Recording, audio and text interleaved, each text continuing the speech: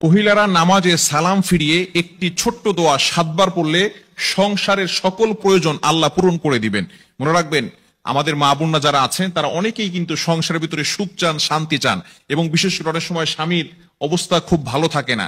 স্বামী দেখা যাচ্ছে অনেক কষ্ট করছে, কিন্তু সংসারে কোনো উন্নতি করতে পারছে না, ডেভেলপ করতে পারছে না। এই জন্য মহিলারা বিশেষ করে যারা আছেন তারা কিন্তু ঘরের ভিতরে অনেক সময় পান, নামাজ পড়ার একটু সময় পান, নামাজের পরে একটু আমল করার সময় পান। যেহেতু পুরুষরা বাহিরে থাকে, সকালবেলা বের হয় আর অনেক রাত্রে চলে আসে, এবং বিশেষ করে অনেক কষ্ট তারা বাহিরে করে থাকেন।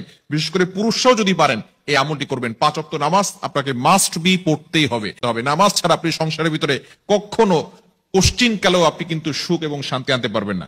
একটু বলেন তো, সুখের মালিক কে? হ্যাঁ, সুখের মালিক হচ্ছেন আল্লাহ। তো ওই আল্লাহকে আপনি অখুশি করে কখনো আপনার সংসারে সুখ আনতে পারবেন না।